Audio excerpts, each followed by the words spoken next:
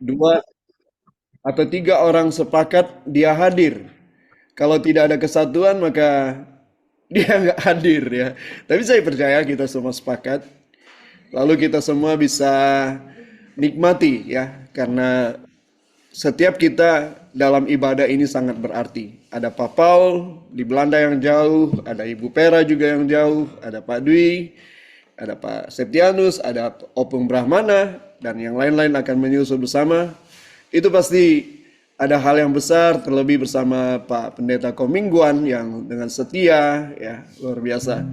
Mari kita akan mulai dengan ucapan syukur bersama-sama. Saya ingin mengajak menyanyikan satu pujian bersama di dalam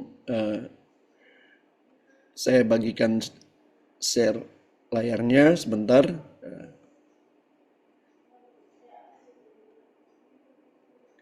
Ya, saya ingin ngajak nyanyi satu lagu yang mungkin ada yang sudah pernah tahu, ada yang belum tahu.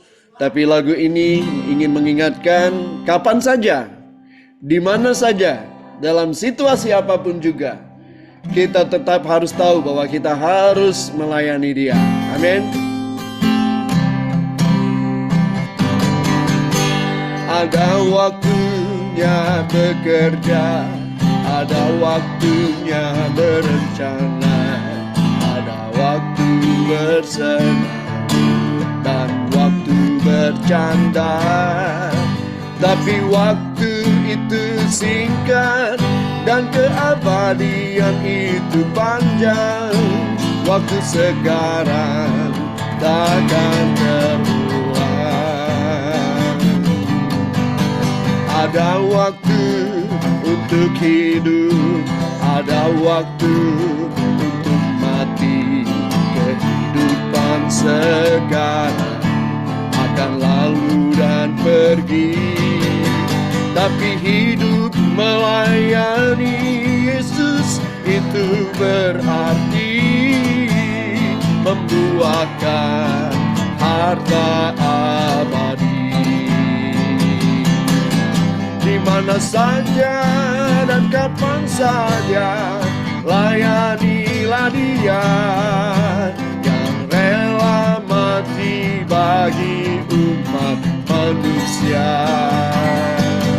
Di mana dan kapan saja, oh layanilah Dia yang memberi hidup bagai. Dan kapan saja, oh layanilah Dia yang memberi hidup bagai.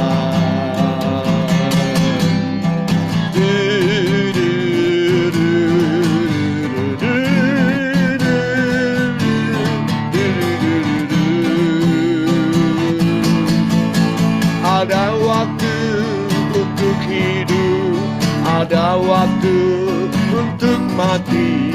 Kehidupan sekarang akan lalu dan pergi, tapi hidup melayani Yesus itu berarti membuahkan harta abadi. Mari bersama katakan, di mana saja dan kapan saja, layanilah Dia yang rela mati bagi umat manusia. Di mana saja dan oh layanilah Dia yang memberi hidup bagai. Dan kapan saja, oh layanilah Dia yang memberi hidup bagai. Di mana dan kapan saja, oh layanilah Yesus yang memberi hidup bagai. Amin. Saya serahkan Pak Pendetaku yang akan membuka dalam doa kita. Mari kita satukan hati di dalam doa. Terima kasih Bapa di dalam surga, bahwasannya Kau terlalu baik buat kami Tuhan. Kami masih boleh mendengarkan firman Tuhan, dan juga kami boleh memuji dan menyembah Engkau Tuhan. Kiranya Kau berkati ibadah Family Ministry ini Tuhan, dari awal, pertengahan, hingga akhir. Juga hamba-Mu yang akan menyampaikan isi hati-Mu, Pendeta Dodi Menat, Kau urapi, sehingga apa yang disampaikannya semua berasal dari isi hati-Mu. Pakai link Zoom ini Tuhan, kiranya tidak ada gangguan, kuasa-Mu bekerja, dan kami percaya mujizat-Mu terjadi, dan kami percaya kami juga semua akan diberkati oleh firman-Mu. Terpujilah nama-Mu, Tuhan Yesus, yang ada di dalam surga. Hamba-Mu sudah berdoa dan mengucap syukur. Amin. Amin. Mari siapkan hati kita untuk kebenaran firman Tuhan dengan merendahkan diri kita di hadapannya. Siapakah kita, saudara? Sesungguhnya apapun situasi, apapun posisi kita hari ini, kita semua adalah seorang hamba di hadapannya. Anak-anak bagi Bapa yang baik, hamba bagi Tuhan yang baik. Di hadapan hadirat-Mu, ya Bapa, ku datang dengan penuh kerinduan. Di hadapan hadirat-Mu, ya Bapa, segala keangkuhan ku hilang. Di hadapan hadirat-Mu, ya Bapa, ku datang dengan penuh kerinduan. Di hadapan hadirat-Mu, ya Bapa, segala keangkuhanku hilang. Mari sembah ya. Ku sembah Kau, ya Bapa, ku sembah Kau, ya Tuhan, ku tinggikan nama-Mu Yesus. Dalam hidupku selalu ku sembah Kau, ya Bapa, ku sembah Kau, ya Tuhan, ku tinggikan nama-Mu Yesus. Dalam hidupku selalu. Sekali lagi, rendahkan hati kita di hadapan hadirat-Mu, ya Bapa. Ku datang dengan penuh kerinduan. Di hadapan hadirat-Mu, ya Bapa, segala keangkuhanku hilang. Ku sembah Kau, ya Bapa, ku sembah Kau, ya Tuhan, ku tinggikan nama-Mu Yesus. Dalam hidupku selalu. Dalam hidupku selalu. Dalam hidupku selalu.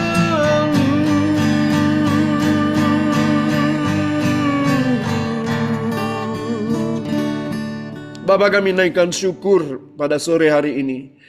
Tidak ada seorang pun yang secara kebetulan dapat bersama-sama, karena kami bernafas dengan rencana-Mu, Kami ada dengan rancangan-Mu yang tidak berubah, yaitu rancangan masa depan yang baik, yang penuh dengan harapan. Kami sangat bersyukur siapapun kami, apapun situasi kami hari ini, apapun posisi, dimanapun posisi kami mau katakan Tuhan, bahwa kami nothing, kami tidak ada artinya apa-apa tanpa Engkau. Karena itu biarlah Tuhan, saat kami dapat sujud menyembah Engkau, Engkau berbicara kepada kami. Engkau berbicara kepada kami Bapa.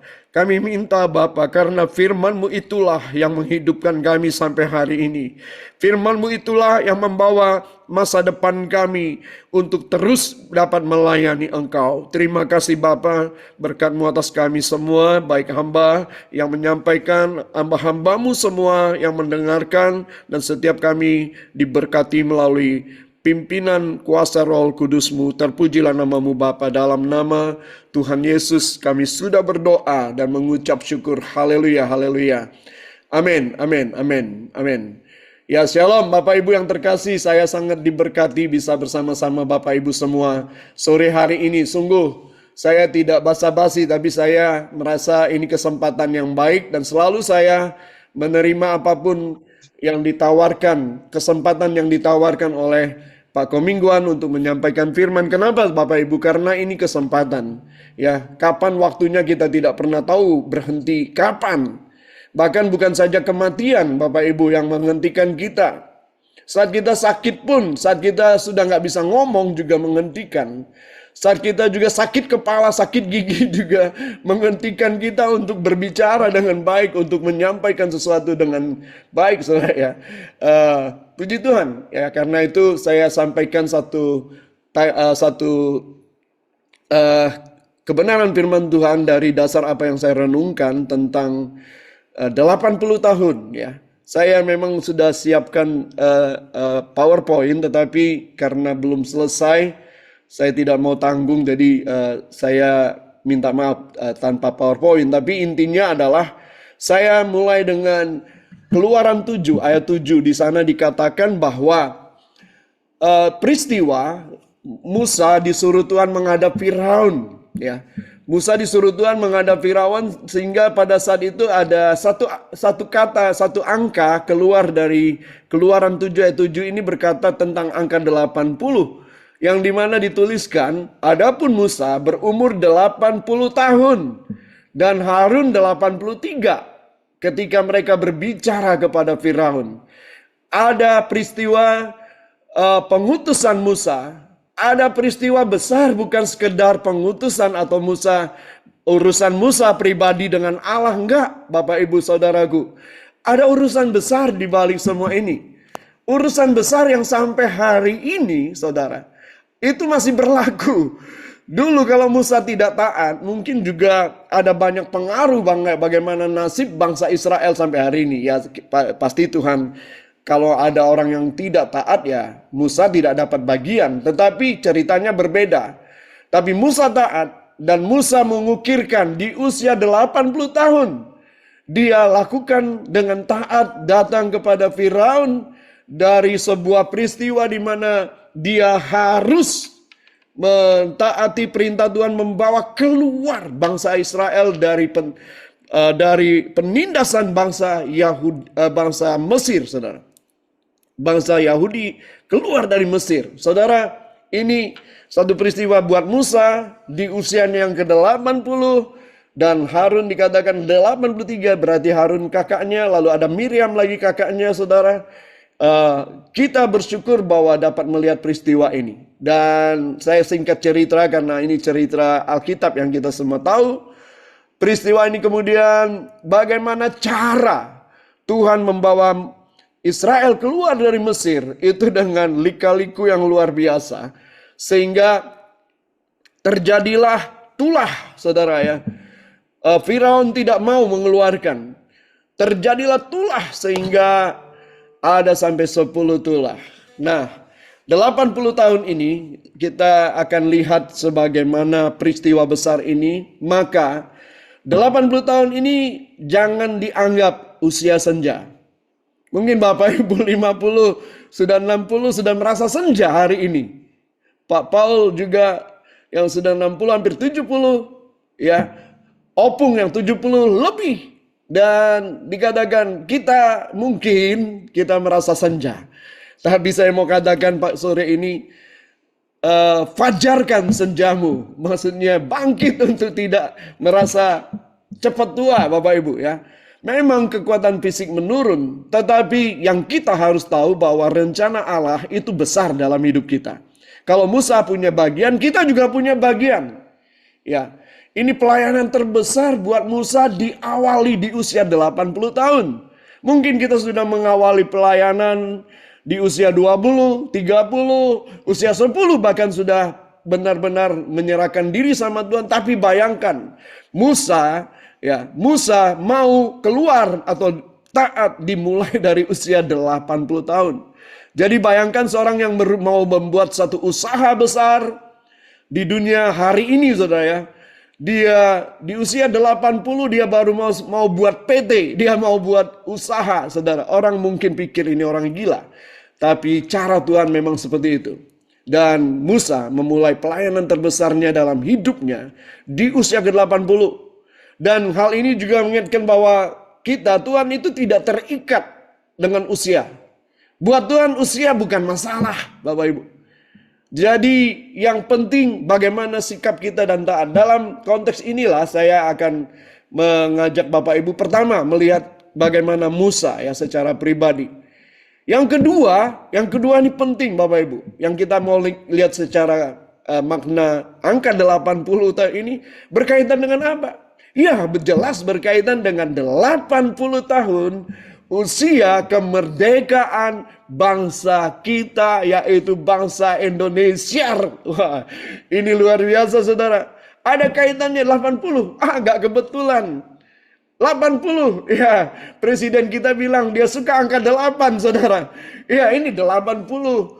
Dan ada perhitungan di dalam bangsa Yahudi, gematria itu tentang angka, Bapak Ibu ya, ada pengertian dari setiap angka. Nah, kita akan melihat hal itu dalam konteks kemerdekaan kita. Lalu makna profetisnya.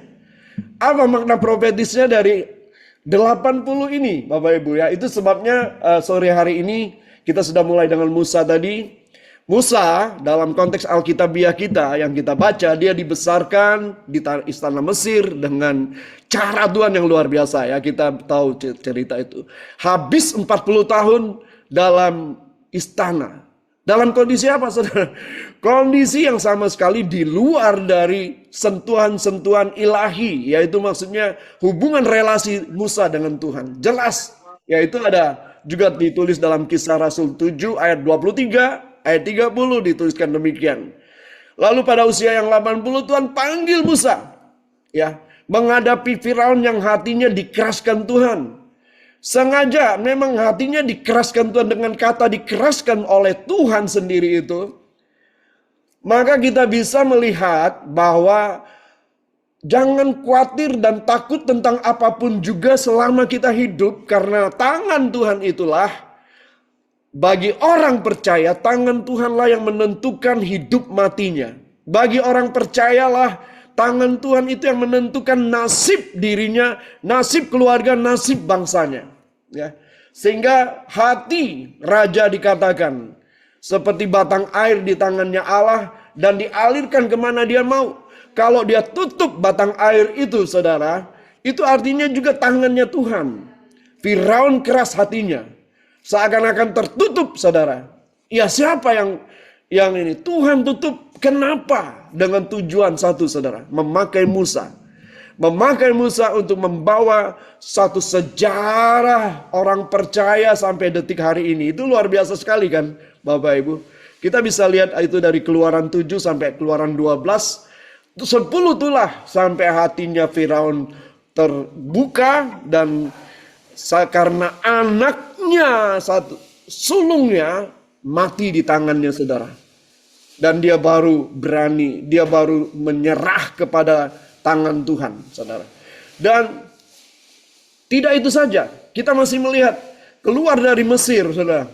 Satu gambaran lagi tentang kekristenan. Keluar dari Mesir, bangsa Israel diajak keluar dan terjebak ya, antara dikejar orang Mesir, tentara Mesir, dan di depan ada laut Tibera, laut mati yang menghadang, dan seakan-akan sudah juga percuma dengan semua cara, percuma untuk mengikut Tuhan, percuma, ternyata tidak ada jalan keluar. Pada saat itulah ada jalan keluar. Laut terbelah, saudara. Kita membayangkan itu juga sebagai suatu proses kekristenan yang baru, ya. Melewati laut terbelah, di mana hidup kita disertai dengan mujizat-mujizat. Wow, saudara ya, peristiwa Musa ini menjadi dalam konteks Alkitab menjadi satu bagian yang sangat-sangat penting kita renungkan, ya. Lalu dalam peristiwa Musa ini saya mengamatinya dengan satu kondisi di mana kita sendiri terlibat ada di dalam pelayanan. Tapi sebagaimana Musa dipersiapkan Tuhan untuk satu hal yang besar, kita harus percaya bahwa kita juga sama. Diberi kesempatan yang sama, saudara. Musa dalam panggilan ini, dia jelas berat mulut, dia bilang. Dalam Keluaran 4 ayat 10. Aku ini orang yang berat mulut, bagaimana aku bisa ngomong? Kalau engkau suruh aku, bagaimana aku bisa ngomong? Lalu apa yang terjadi, Bapak Ibu? Iya, jelas. Tuhan ketika dia memanggil kita, dia tidak mungkin berikan kita jalan buntu. Dia tidak mungkin perhadapkan kita dengan keadaan tanpa solusi. Apa artinya? Saat itulah Harun, ya, diutus Tuhan sebagai juru bicara. Harun jadi mulutnya, saudara, ya. Peristiwa Harun, lalu Miriam juga sebagai pemimpin pujian, pemimpin pujian dalam seluruh ibadah-ibadah pelayanan mereka, ibadah-ibadah mereka, dan mereka menjadikan satu tim, saudara. Sampai detik hari ini, kalau kita ingin lihat komunitas kita berhasil, pelayanan gereja Tuhan berhasil, keluarga berhasil, pelayanan teamwork inilah yang akan membawa kita di dalam satu kesempatan melihat semuanya bekerja dengan benar, bekerja dengan baik, saudara ya. Sehingga disinilah dikatakan bahwa Harun jadi juru bicara. Bayangkan Harun, saudara ya. Musa menjadi inspirator karena Tuhan memberikan dia pernyataan-pernyataan. Musa nggak bisa ngomong banyak, nggak berat lidah. Musa ngomong ke Harun dan Harun menangkapnya. Dan apa yang disampaikan oleh Harun? Yang disampaikan oleh Harun apa yang sama yang diterima oleh Musa. Dan Harun menyampaikan lewat mulutnya, saudara, sebagai juru bicara. Dari hal ini, saudara, apa saja yang dikatakan Harun lewat perintah Musa atau lewat perkataan Musa, Musa juga apa saja yang diterima Musa dari Allah, disampaikan oleh Harun. Dari mulut Harun keluar kuasa, otoritas. Kenapa? Karena di dalamnya adalah kebenaran firman Tuhan. Kebenaran firman Tuhan sehingga Harun, saudara, ya, menjadi imam pertama dari bangsa Israel. Jadi perantaranya Tuhan dengan umat, saudara. Harun di Keluaran 28. Peran yang dihormati sampai hari ini. Kita semua adalah imamat yang rajani, saudara. Bayangkan hari ini juga seseorang dapat ketemu dengan Allah pencipta semesta, Allah yang dicari semua bangsa, saudara. Allah yang dicari setiap orang. Bayangkan kita bisa menjadi perantara mereka untuk memperkenalkan Allah dan membawa mereka di hadapan hadirat Allah, saudara. Dengan cara apa? Dengan cara menjelaskan kebenaran firman Tuhan sebagaimana perintah Tuhan, kabarkan kabar baik dan sampaikan kabar baik dan bawa mereka juga percaya. Kita hanya tugasnya diberikan untuk menyampaikan kabar baik dan Roh Kudus bekerja. Saat mereka menerima Tuhan, mempercaya kepada Tuhan, saudara, kita menggenapi sebagai satu peran imam hari ini. Imamat yang rajani yang dipenuhi otoritas kuasa Tuhan. Itu terjadi dan Harun menjadi yang pertama. Dan banyak sekali ketika Harun dipakai Tuhan, banyak sekali dari tradisi Yahudi. Orang-orang menamakan anaknya juga dengan nama Harun, ya. Atau secara lebih tepatnya adalah Aharon, ya, simbol keimaman, kepemimpinan rohani. Jadi nama Harun, dia menjadi konselor, saudara. Banyak pernikahan, banyak kesatuan keluarga, kesatuan umat. Harun menjadi konselornya, saudara. Dan itu karena apa? Karena ada firman keluar dari mulutnya, Ada otoritas kuasa Tuhan keluar dari mulutnya, saudara. Itu sebabnya dalam Amsal juga dikatakan hidup dan mati manusia dikuasai oleh lidah. Barang siapa menggemakannya, dia akan makan buahnya. Yang kita gemakan hari ini harus adalah kebenaran dan firman Tuhan. Nah, dalam konteks 80 tahun ini, ada satu yang menarik yang beberapa kali saya mungkin kalau Bapak Ibu ingat saya sering sampaikan hal ini, saudara ya. Yaitu di dalam Mazmur 90 ayat 10, saudara. Dikatakan di sana, masa hidup kami 70 tahun, kata Musa. Ya. Dan jika kami kuat 80 tahun, ada angka 80 lagi, saudara ya.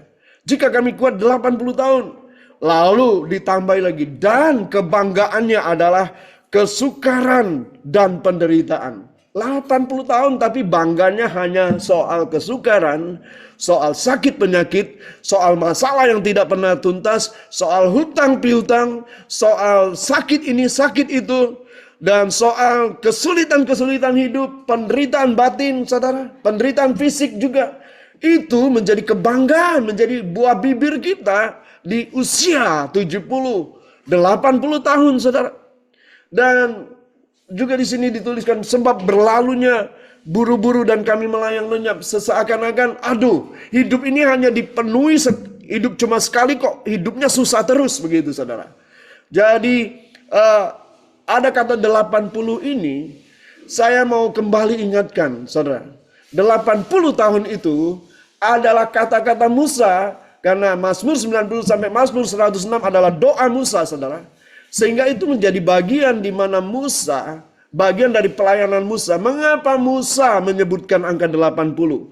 Padahal dalam Kejadian 6 ayat 3 dikatakan rohku tidak akan selamanya bersama-sama dengan manusia. Sebab manusia itu umurnya hanya 120 tahun saja. Tuhan menyuruh Musa. Musa adalah penulis utama pertama dari firman. Penulis pertama dari firman, dari yang dialah yang menuliskan apa kata Tuhan. Tuhan bilang umur manusia itu 120 ya. Iya siap. Ditulis, saudara. Tapi di dalam perjalanannya dimulai dari usia 80 tahun Musa mulai menggembalakan bangsa Israel yang angkuh, tegar tengkuk. Di sanalah satu proses di mana Musa melihat betapa ketika bangsa Yahudi selalu berontak, selalu sombong, selalu angkuh, selalu tidak bisa diajar, selalu mau menangnya sendiri, mudah iri hati, mudah dendam, mudah membalas kejahatan dengan kejahatan. Di saat itulah Musa dalam penggembalaannya ini, Musa tidak jarang dia marah. Tidak jarang dia juga kecewa terhadap bangsa ini. Sehingga dia katakan, kamu ini usiamu itu cuma 70. Jangan terus melawan Tuhan. Kalaupun lebih kamu itu cuma 80. Dan faktanya, saudara, sebagian besar itu, generasi itu mati di padang gurun. Bahkan Musa pun tidak bisa masuk ke tanah perjanjian, saudara. Tetapi berbeda dengan Musa. Musa sendiri di dalam Ulangan 34 ayat 7. Dia meninggal di usia 120 tahun. Janji Tuhan digenapi di dalam diri Musa, saudara. Karena Musa belajar taat. Musa tetap melayani dalam situasi apapun. Sehingga dia dikatakan dalam Ulangan 34 ayat 7 itu. Dia tetap kuat dan penglihatannya tajam. Wah, kuat dan penglihatannya tajam. Artinya juga, saudara, mata ini penting buat diri kita. Ya. Hari-hari ini kita sudah harus pakai penambah ya, kacamata, saudara ya. Ibu Grace harus pakai kacamata, mungkin untuk membaca atau melihat jarak jauh. Dulu saya pakai kacamata jarak jauh, saudara, dan jarak dekat juga. Kita harus tambah alat bantu. Tetapi dikatakan Musa dengan jelas penglihatannya tajam ketika dia meninggal di usia 120 tahun. Saudara, intinya sebenarnya hari ini yang kita perlu tahu sebenarnya yang pertama, angka tadi atau waktu itu bukan masalah buat Tuhan. Tapi bagaimana kualitas kehidupan kita yang taat kepada Tuhan itu terpenting di atas segala-galanya. Tetapi berbahagialah orang yang percaya kepada janji Tuhan. Kalau Tuhan katakan 120 tahun saya mau pegang janji Tuhan itu. 120 tahun saya mau pegang. Tapi saya sedikit tahu diri, ya. Saya sedikit tahu diri, saya bilang, Tuhan, saya mau sampai 90 tahun aja saya sudah cukup. Saya merasa gitu ya. Karena saya usianya 30 baru bertobat. Jadi Musa itu 40 tahun lah baru bertobat kira-kira. 40 tahun dipersiapkan Tuhan. Lalu 80 tahun dia mulai melayani. Jadi 2/3 hidupnya dia baru mulai bergerak. Saya juga merasa, Tuhan, umurku 30 tahun pertobatan, lalu sekarang fase kedua saya 60 tahun. Oke Tuhan, fase ketiga saya anggap saja Tuhan, samakan dapatkan juga fase ketiganya 30 tahun, saya sampai 90 tahun. Wow, puji Tuhan. Saya nggak tahu jadi atau tidak, tapi saya minta. Tapi di atas semuanya itu saya mau kualitas hidup. Saudara, sebenarnya saya siapkan satu video juga soal seorang yang besok tahun depan umurnya 90 tahun. Tetapi dia 90 tahun dengan gagah, kekar, rambutnya gondrong, warna putih, seorang pria, dan dia disebut kakek terseksi atau kakek terkeren di seluruh Cina, saudara. Di seluruh RRC, namanya Wang Desun. Bapak Ibu bisa ketik, tulis di Google, Wang Desun, Desunnya Deshun. Dia disebut sebagai kakek terkeren di bumi ini. Kenapa saudara? Karena dia mulai masuk, dia mulai usia 60, dia baru masuk ke dunia fashion show. Dia menjadi seorang artis fashion show di umur 60. Tapi umur 50 dia mulai nge-gym, membangun tubuhnya. Umur 60 dia mulai masuk fashion dan dia mulai merambah banyak dunia entertain dan dia terkenal hari ini. Hari ini dia usia 89. Tanggal lahirnya pun saya masih ingat. Ya, dia lahir tahun 36. Tanggal lahirnya tanggal 20 Agustus. Jadi mirip-mirip dengan kita dalam kemerdekaan ini. Keren, wajahnya keren sekali saudara ya. Saya ingin sekali tampilkan foto-fotonya, tetapi nanti waktunya habis. Tetapi ini sebagai contoh. Sebagai sebuah contoh saudara, kenapa saya juga ingin. Kalau Wang Desun ya, rambutnya gondrong sebahu lebih. Saya juga mulai panjangin rambut nih Bapak Ibu. Bapak Ibu mengenal saya mungkin di awal rambut saya selalu cepak juga ya. Waktu ketemu Ibu Grace Mail, waktu awal-awal rambut saya cepak juga, sudah nggak saya kayak Pak Komingguan juga nggak mau panjang-panjang. Tapi hari ini saya panjangin. Bapak Ibu di belakang ini sudah panjang nih. Iya, kenapa? Saya hanya ingin membangun sedikit image, ya dorongan buat motivasi buat pribadi saya, bahwa saya sudah usia 64 hari ini, saya tidak mau menjadi seorang yang merasa sudah senja usianya. Sudah senja saudara. Saya tidak mau. Saya ingin menunjukkan juga bahwa kita masih punya sebuah kesempatan untuk melakukan sesuatu. Bersama Pak Paul, bersama Pak Arto, kami kalau keliling, orang akan menyangka ini anak-anak gaul. Karena kami pakainya casual, saudara. Tetapi usianya sudah 60, hampir 70 semua. Itu sebabnya rambut saya panjang. Dan suatu hari, Bapak Ibu mohon doanya ya Pak Komingguan ya. Mohon doanya. Suatu hari nanti, saya sudah menantikan kesempatan ini. X-Factor, Bapak Ibu tahu, X-Factor ya. Pemilihan dari ajang audisi ya, entertain, bisa saja penari, penyanyi, pelukis atau apa saja yang bisa tampil di Jakarta, tentunya X-Factor Indonesia karena asalnya dari Amerika. Kalau X-Factor buka, saya sudah tunggu dari tahun lalu, belum buka-buka ajang ini. Kalau buka, saya akan daftar. Saya akan daftar. Loh, Pak Dodi mau apa? Mau nyanyi. Karena saya tahu Tuhan berikan saya talenta, saya mau gunakan itu. Orang bilang usia senja, justru karena itu. Saya ingin tampil, bukan untuk tampil saudara. Saya mau belajar tentang hal ini Bapak Ibu ya. Bahwa tentang Musa di usia senjanya ini. Di usia dia masih terus melayani dan menjadi berkat bagi banyak orang. Maka salah satu media terbesar buat kita untuk dapat menyampaikan suara Tuhan dengan mulut kita adalah media sosial, saudara. Media sosial. Dan saya mau saksikan tentang anak saya bisa saksikan, tapi panjang ceritanya. Dan terima kasih doanya Pak Pendeta Komingguan ya. Anak saya Nisi Hari-hari ini dia sudah ikut dalam beberapa film, ya. Sejak 2 tahun ini, saudara, dia mulai Tuhan pakai di dunia media sosial. Bukan karena dia mulai dikenal sebagai tujuan. Dia punya tujuan, saudara. Dia punya tujuan dan saya selalu share dengan dia. Dia sampaikan apa? Dia sampaikan dia ingin tidak hanya sekedar pemeran-pemeran pembantu, dia ingin pemeran utama. Bahkan dia ingin menjadi salah satu tokoh atau satu orang yang berpengaruh dalam dunia perfilman nantinya. Bukan Indonesia, bisa sampai di luar. Dia punya cita-cita yang besar. Dan saya lihat bagaimana dia juga mengambil kesempatan itu untuk menyampaikan kebenaran.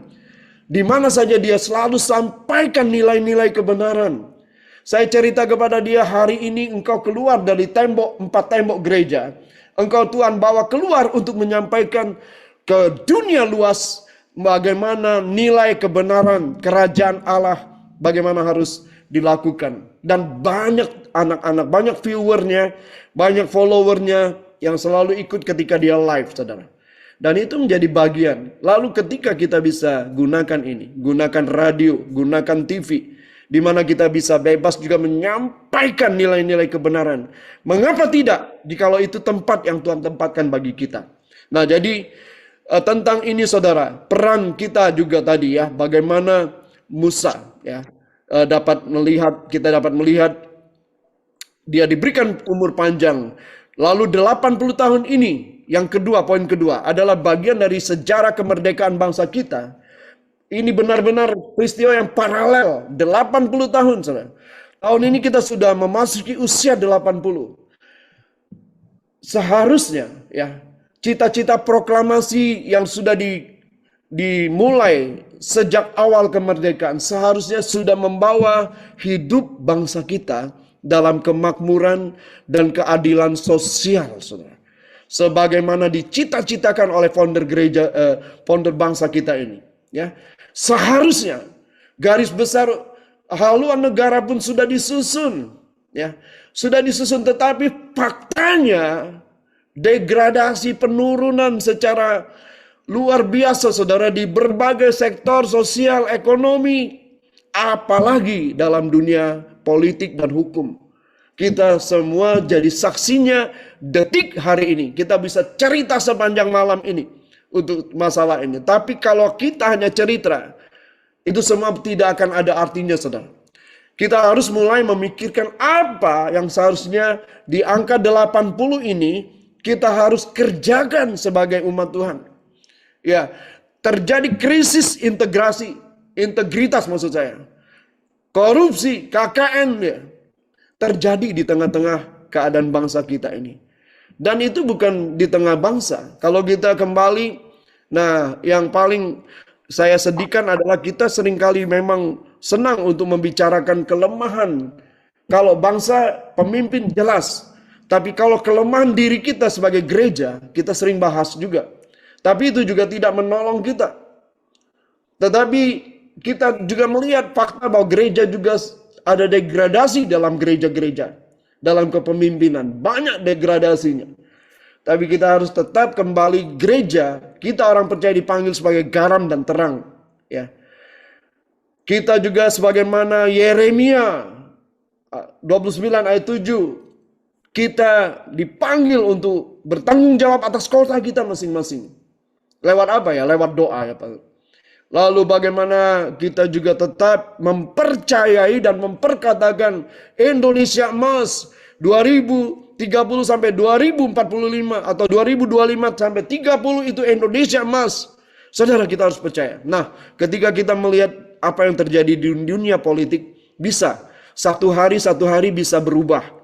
Peristiwa abolisi dan amnesti yang dikeluarkan oleh presiden banyak mengubah situasi politik dengan drastis, dan banyak orang tidak mengira hal-hal seperti ini. Nah, seperti itulah ketika kita tetap setia untuk berdoa bagi bangsa ini, mengusahakan kesejahteraan lewat apa yang bisa kita lakukan dalam dunia entertain, dunia media, kita juga dapat lakukan sesuatu. Maka Tuhan mendengar doa, Tuhan menjawab setiap doa dan memberkati pelayanan kita. Ada banyak hal dalam dunia pendidikan juga, ya saudara, bagi dalam dunia hukum. Nah, saya mau masuk terakhir, minta maaf agak kepanjangan. 80 tahun tadi berkaitan dengan panggilan Musa yang kita sudah dengar tadi. Lalu kemudian bagaimana kaitannya dengan kemerdekaan bangsa kita 80 tahun yang tidak secara kebetulan. Yang terakhir adalah makna profetis dari angka 80 ini. Dalam kehidupan orang Ibrani, Yahudi, dalam bangsa Yahudi, ya, setiap angka itu punya nilainya, ya. Angka 80 ini nilainya sama dengan dikatakan dalam huruf ke-17, yaitu Peh. Dan huruf 17 ini bernilai 80, ya. Peh 17, ya, huruf ke-17 Peh. Tulisannya kayak C kebalik gitu saudara ya, tapi ada giginya, C ada giginya kayak gitu. Itu disebutkan Peh, tapi juga Peh berarti mulut saudara. Itu sebabnya kayak ada giginya seperti itu ya saudara. Peh ini juga yang dikatakan bahwa hidup dan mati manusia dikuasai oleh lidah, oleh mulut kita. Barang siapa menggemakannya, dia akan memakan buahnya. Amsal 18 ayat 21. Angka 80 ini secara profetis juga berkata tentang membawa kita untuk menjaga perkataan kita. Menyuarakan kebenaran, berani menyuarakan kebenaran, hidup dalam kebenaran. Yang ketiga, mendeklarasikan janji Tuhan. Baik ada yang dengar maupun tidak ada yang mendengar. Saudara, ketika kita berdoa dalam kamar kita, deklarasikan firman Tuhan. Siapa yang mendengar? Oh, mungkin kita bilang orang rumah kita. Ya, kalau kita bersuara mungkin mereka dengar. Tapi kalau kita suaranya pelan, mungkin hanya kita sendiri. No, saudara. Yang mendengar pertama adalah, oknum pertama adalah Allah. Lalu yang paling penting harus ada oknum kedua yang mendengar. Yaitu siapa? Musuh dari Allah. Musuh dari Allah, ya, penguasa udara, roh jahat di udara, kita deklarasikan. Maka kekuatan di udara itu runtuh, saudara. Kemuliaan Tuhan dinyatakan lewat perkataan kita yang membangun, mendeklarasikan. Saudara. Jadi tugas kita menjaga perkataan kita dalam kebenaran, menyuarakan kebenaran itu, dan mendeklarasikan janji Tuhan kepada siapapun. Ada kabar baik, Indonesia pasti baik, ya. Yang kemudian kita dapat memberkati atau mengutuk, membangun atau meruntuhkan iman, ya. Dalam konteks bangsa, ya. Suara gereja ini harus menjadi suara profetis. Saudara, hari-hari ini persekusi atau juga penindasan atas gereja semakin marak. Itu adalah masalah politik, saudara. Dan musuh kita bukan darah dan daging. Sekali lagi, bukan darah dan daging. Tapi setiap kekuatan udara ini yang ingin menghancurkan kekristenan. Tapi percayalah, almarhum pendeta Yusuf Roni sempat berkata, ketika gereja dihambat, dia pasti merambat. Ingat baik-baik saudara. Ketika dihambat, dia pasti merambat. Gus Dur juga udah bilang saudara, sebelum meninggal. Gus Dur udah bilang juga, jangan mempersekusi, jangan menyakiti orang Kristen, ya. Jangan, karena nanti mereka akan semakin besar dan semakin kuat, ya. Saudara. Nah, ini hal-hal yang fakta yang kita bisa ucapkan syukur kepada Tuhan, ya. Gereja harus tetap, saudara, ya, dalam praktek sehari-hari kita ini berintegritas dengan mulut kita. Ketika kita bicara A, kita harus lakukan A. B. Ketika kita beri sen kanan, aku mau ke sana kanan. Ya kita ke kanan, bukan sen kanan, beloknya ke kiri, saudara. Seperti yang dilakukan oleh para politisi. Haleluya. Ya, oke, sebagai penutup, Musa di usia 80 membuktikan bahwa tidak ada kata terlambat bagi Tuhan untuk memulai karya besar dalam hidup kita.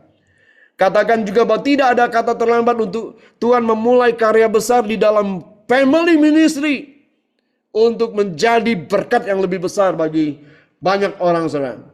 Kemudian Indonesia di usia yang ke-80 ini harus memilih, harus ada. Dan tidak boleh stagnan, tidak boleh berjalan di tempat, tapi gereja Tuhanlah bertobat, saudara. Pertobatan nasional dimulai dari pertobatan gereja Tuhan. Pertobatan gereja Tuhan itu artinya pertobatan pribadi kita lepas pribadi. Dan yang ketiga, secara profetis angka 80 tadi saudara ya, mengingatkan kita untuk bagaimana kita menggunakan mulut kita ini untuk memberkati, menyatakan kebenaran, dan menyuarakan kepemimpinan kita lewat suara Tuhan melalui mulut kita.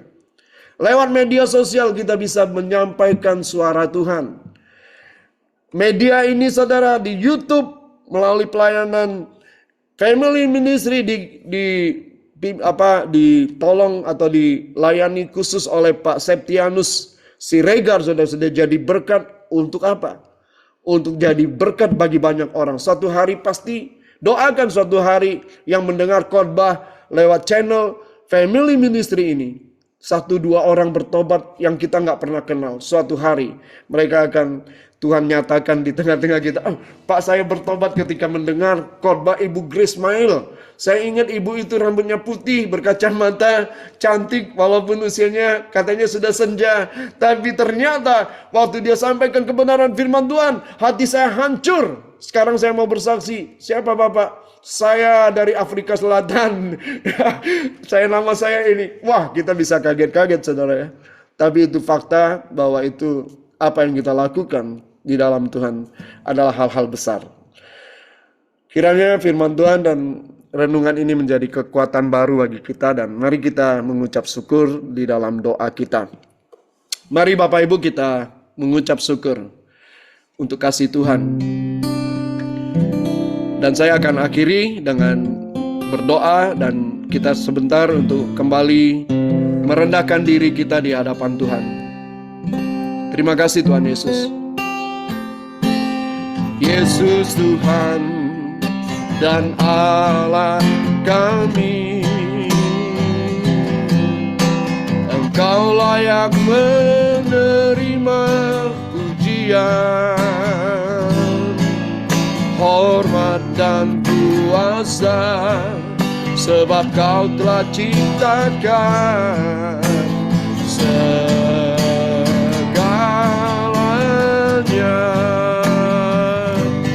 Oleh karena kehendak-Mu,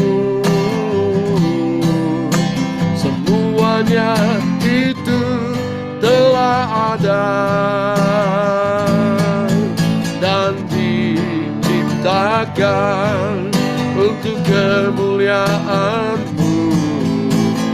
Terpujilah Tuhan, oh, oh, Hosana. Terpujilah Tuhan, terpujilah Tuhan Yesus, oh, oh, Hosana. Terpujilah Tuhan, terpujilah Tuhan Yesus, terpujilah Tuhan Yesus, oh, terpujilah Tuhan Yesus. Bapa, kami naikkan syukur untuk kebenaran firman-Mu, dan terima kasih buat kami semua dapat Tuhan mendengar, dan hamba menyampaikan kami semua diberkati lewat kebenaran firman Tuhan. Bahwa kami melakukan bagian kami sesuai dengan rencana-Mu ya Bapa, untuk kami dapat menjadi saksi kebenaran dan melihat bagaimana kuasa Tuhan, kuasa-Mu dinyatakan dalam hidup kami pribadi, keluarga, masyarakat di sekitar kami, di gereja di mana kami ada, bahkan bangsa yang terindah ini, bangsa yang tercinta ini, bangsa Indonesia kami ini Tuhan. Kami naikkan syukur dan terima kasih Bapa untuk setiap kami semua, dan kiranya kasih anugerah-Mu Tuhan memenuhi kami sepanjang pelayanan dan hidup kami. Dalam nama Yesus kami mengucap syukur. Amin. Saya serahkan pada host. Ya, terima kasih untuk hambanya, Pendeta Rodi Menat, yang sudah menyampaikan isi hati Tuhan. Semua diberkati ya, luar biasa. Saya juga diberkati ya. Temanya yang unik ya, 80 tahun ya. Usia yang dikatakan di firman Tuhan ya, di Mazmur 90 ayat 10 adalah usia 80 adalah kesukaran yang besar ya. Kalau kita masih bisa berdiri atau bisa berjalan ya, itu semua rahasia Tuhan. Amin. Tapi saya mau katakan begini, di Mazmur 90 ayat 12, ada firman Tuhan yang mengatakan gini, ajar kami Tuhan untuk kami dapat melakukan apa? Menjadi bijak. Banyak orang khususnya ya anak Tuhan tidak melakukan kebijakan dalam hidupnya. Selalu buang-buang waktu, ya. Eh, Siapa yang mengasihi Tuhan? Saya.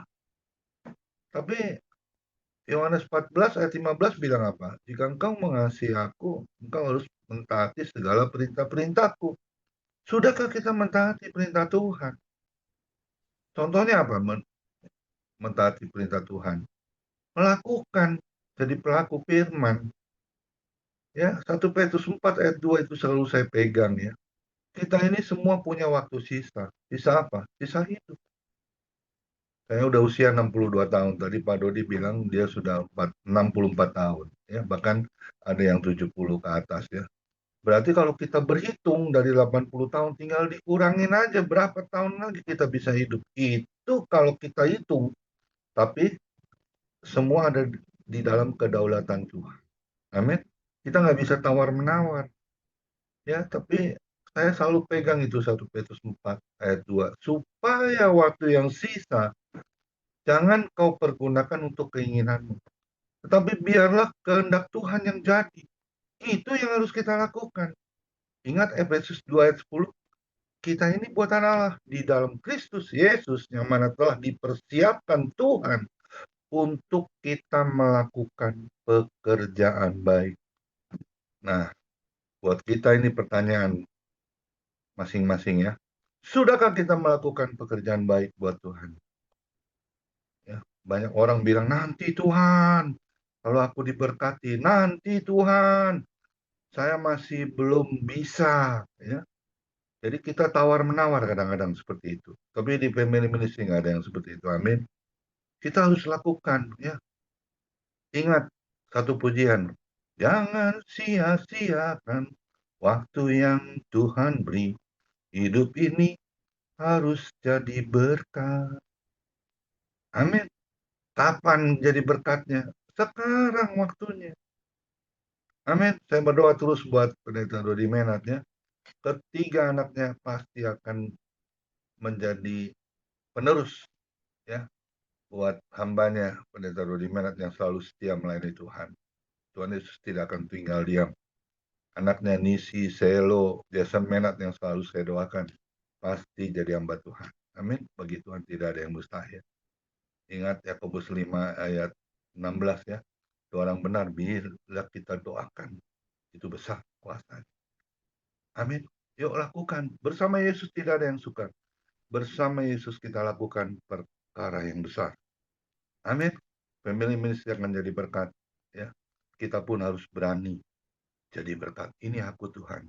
Aku mau jadi berkat-Mu Tuhan. Utuslah aku. Amin. Tuhan Yesus memberkati Pendeta Dodi Menat. Kiranya Tuhan pakai menjadi hamba yang setia, yang melayani Tuhan lebih sungguh, istri yang selalu menopang dalam doa, juga ketiga anaknya akan terus melakukan kebenaran firman Tuhan di dalam pekerjaannya, di dalam apapun segala kehidupan, damai, sejahtera, sukacita melimpah di dalam keluarga Pendeta Dodi Menat. Tuhan Yesus memberkati.